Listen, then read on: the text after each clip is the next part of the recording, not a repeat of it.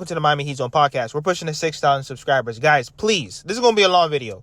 Let me know what you guys feel about this whole video and the various topics that I'm about to hit. Because at the end of the day, this really should have never have happened. You know, this breakup should have never have happened. But let's start off with this. So per Tim Reynolds, Andrew Wiggins will wear number 22 in Miami, most recently worn by former Heat forward Jimmy Butler. First of all, I think that's weird. Now, remember, they let Kyle Lowry wear Dragic's number. That still doesn't mean that they can't retire Jimmy's number and they can't retire Dragic's number. I just think it's weird that when you have big franchise guys, why would you allow other players to come in and wear their number? And then also, too, Wiggins. You know the culture, the legacy that Jimmy Butler had with the Miami Heat wearing number 22. Why would you want to wear his number? I just think that's weird from the Wiggins perspective and from the Miami Heat's perspective. But once again, just because other players wear your number doesn't mean it won't get retired in the long run. Obviously, when you have a breakup, you're not going to want to text your ex-girlfriend, hey, or whatever the case may be. You just want to be done and over with. So obviously the Miami Heat, they're just being petty when it comes to that. Now, we haven't really heard from Jimmy Butler in a while. So here he is at the Golden State Warriors press conference. So Jimmy Butler on the Miami Heat. I have a lot of love for a lot of people over there. I just want them to know I'm very grateful for the relationships I've built and hope to keep them for a lifetime. Let's get into the press conference. This is all over. How do you reflect on your time with the Heat? Just, you went to two different finals, conference finals, but then also obviously the way things ended. I'm straight. I don't got too many bad things to say about them. I don't. They gave me opportunity. I felt like I did my job to the highest level. I have so much respect for that organization, for the people that's running that organization, and for my former teammates. And I'm going to always wish them the best. When March comes around, we need that like we need everything else. Before y'all even ask, we take dubs they can get around here. But I got a lot of love for a lot of people over there in that organization, and I just want them to know that I'm very grateful for the relationships that I have built and that I'll keep for a lifetime. So what was it that made you want to leave then? That's a good question, actually. That is a good question. I don't know. Maybe just a lot of talking back and forth, and sooner or later, talking's got to stop. So they asked Jimmy Butler, what is the reason why you left the Miami Heat if you have so much love for the organization and for the players? And he said that there was a lot of talking back and forth. Now, remember, and guys, we have to be clear about this. Obviously, we do not know the whole truth. As time goes on, who knows? We'll probably get the backstories. And even still, it's going to be a he said, she said type of thing unless someone pulls out credible receipts. Now, I will say nobody could have done what Jimmy Butler has done with this ragtag crew of undrafted guys and all the injuries. And I said this before plenty of times. The Jimmy Butler run was amazing and he was phenomenal. Now, with the whole back and forth thing, he said during media day, remember guys, he said this, not me. He said that the extension was only a couple of dollars when they asked him about it, and if it's bothering him that he didn't get paid yet. Now, he's under contract for $48.8 million, and then before he signed the extension with the Warriors, he could have opted in for $52 million. Now, Pat Riley, he came out. Remember, Jimmy Butler was saying that if I was playing, I would beat the Knicks and I would beat all these other teams. Of course, Jimmy Butler was trolling, and that's who Jimmy Butler is. Now, should have Pat Riley came out there and told him to shut his mouth? No. I think that that's a conversation that you could have had behind closed doors. And sometimes it's not about what you say, it's how you said it. He could have just said, listen, I don't really think Jimmy Butler should have been talking about other teams, especially when he's not playing. And I agree. If you're not available, if you're hurt, you shouldn't go out there and bash other teams all because you're not out there and all that shoulda, woulda, coulda stuff. It really doesn't matter. That doesn't help your teammates. It doesn't help the game. And all that does is take away from the game. Because obviously we want you out there. What happened to him? A freak injury. And like I said, Pat Riley should have handled that better, especially knowing Jimmy Butler.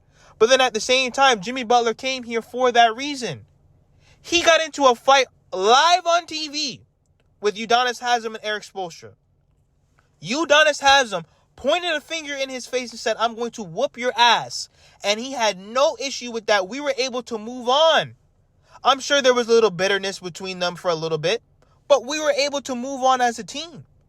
So I didn't know that he felt so hurt and he felt so disrespected. And when you come out and tell the media that it didn't bother you, and then when you come out and tell the media, well, listen, the extension is only a couple dollars. I'm going to continue to hoop. I've made enough money.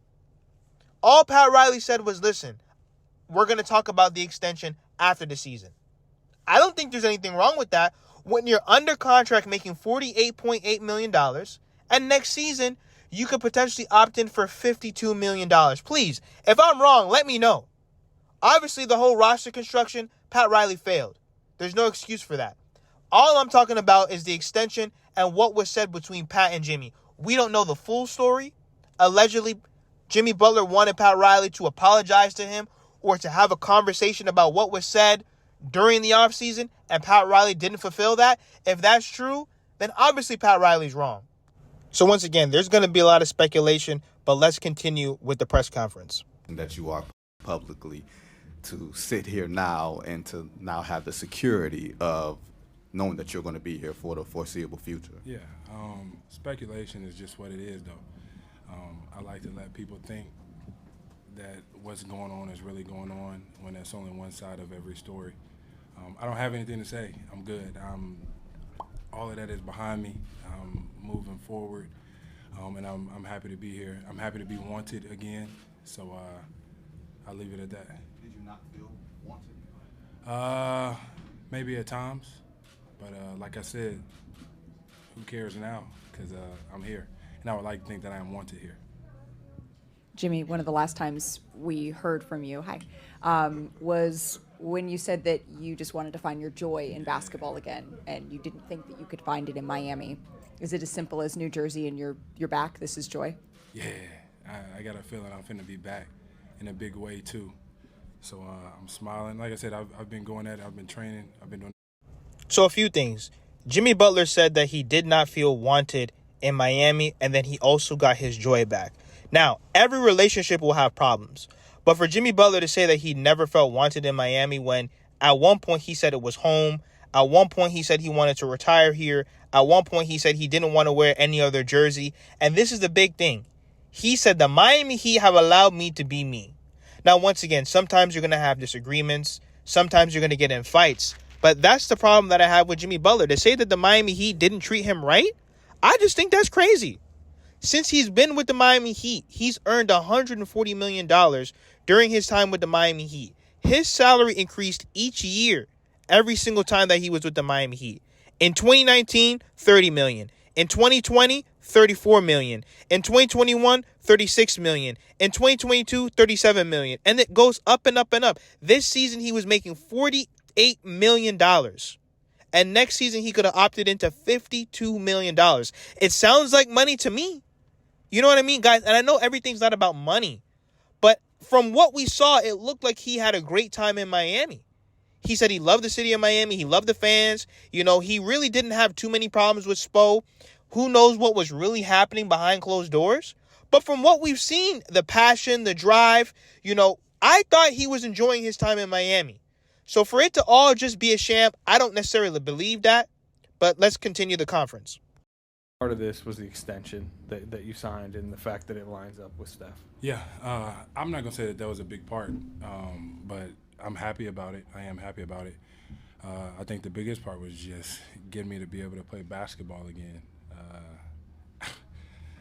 I just want to be able to go out there and do what I've been doing for a very long time and have fun and smile and rip and run and not feel like I'm just doing cardio majority of the game. So I'm very, very, very happy that I'm not getting suspended no more. So they asked Jimmy Butler if the contract extension is one of the main reasons why he joined the Golden State Warriors. Now, if you're getting $121 million, $60 million per year, there's no way that's not a big deal. I don't care who you are. You can lie and cap. That is generational wealth right there, okay? So no one can ever say that $100+ million in 2 years is not a lot of money. That is life-changing money. Now, honestly, I just think the relationship, too, was a huge factor. Once again, he keeps talking about not being wanted and no joy and being upset. I'm sure some of the comments behind closed doors or maybe in public that Pat Riley and the organization has made obviously will piss Jimmy Butler off more than anything. And if you're upset, it doesn't really matter how much money you're making because, you know, you're in your feelings. All I'm saying with all this, Pat Riley is obviously to blame for most of it in terms of roster construction. I just think that Jimmy Butler went out sad. He didn't have to quit on his teammates. You know, who knows the rift behind closed doors? We don't really know everything. I just think that he quit on his teammates and he quit on the fans. He was out there taking one-legged threes. Once again, you might not agree with your boss. You might be mad at your boss, but it's just like us. We all work our regular jobs. We cannot go to work and be upset at our boss and not get our bills paid. You can be upset, but don't quit on your team. Now we have Duncan Robinson, who spoke on the Jimmy Butler trade. He said anybody who is able to look at it objectively and not emotionally would agree that Jimmy Butler had an incredible stint in Miami. And obviously sad to see him go, but happy for him if that's where he wants to be. Respect. Let's get into the podcast. The sort of like unfortunate nature of how it all went down. Anybody who's able to look at it objectively and not over emotionally, anybody would say that Jimmy had an incredible stint in Miami. I mean, if it wasn't the best basketball of his career, it was damn near. And then not to mention, like, you know, we had a lot of great runs and teams that, you know, I guess overachieved, right? And that's like what we're all trying to do, right? Is overachieve and do something bigger than what people, you know, had set out for us. So, you know, I feel like I've been a beneficiary of being his teammate. There've been great moments. There've been challenging moments. That's sort of what you get when you get somebody that's as competitive and spirited as he is. I mean, he's a ruthless competitor for sure. I mean, that was always my takeaway whenever someone would ask me, like, what's it like playing with Jimmy, or what's his game like, or what makes him so good? Like, he's the only player that I've seen, or the player who does it the most, where his just like competitive spirit and will is what separates him. Like, you look at his game, it's like, yeah, he has skill. Obviously, he's got good footwork. He's athletic, but he's not like, there's nothing that's like extraordinary about anything that he does other than that, like his competitive spirit and will. So I think I learned a lot, you know, just from, you know, being in the locker room with him and competing with him. I've also, you know, been able to play in some, you know, really exciting environments and, you know, fun stages because of him and, you know, what he's been able to do in the playoffs. So, you know, obviously sad to see him go, happy to see him go if that's where he wants to be. Obviously didn't want to be in Miami any longer. So, you know, end of an era, I guess. So I have to agree with Duncan Robinson. If Jimmy Butler doesn't want to be here, it is what it is. I wish that Jimmy would just come out and say what's bothering him instead of all these subliminal messages. I just think he was upset because they didn't want to pay him. Please let me know in the comments. Should have the Miami Heat paid Jimmy Butler? And then also I think he was upset with some of the comments that Pat Riley has made, whether in public or behind closed doors. Let me know, is he wrong for that? I just wish he would come out and say that. But let's get into Brandon Podziemski and what he said about the Warriors trading away some of his guys. The floor. Yeah, you know, very sad moment. Obviously, just probably about an hour before tip-off, we lost, you know, 4 of our brothers, and so sad, with some tears. But at the end of the day, we got to do our job, and you know, we're just doing it for them. But you know, just try to come out, be aggressive. Obviously, we're a lot of people down now. So obviously, he's heartbroken to lose some of his guys that he goes to war with. But as we wrap up this video, please let me know in the comments: is Pat Riley wrong? Is Jimmy Butler wrong? Should we have paid Jimmy Butler? Should we have kept him? Was this trade a mistake? Just let me know about your whole outlook. Once again, hopefully we'll get some more clues to the truth. Make sure that you guys hit that subscribe button, and we're pushing to 6,000 subscribers.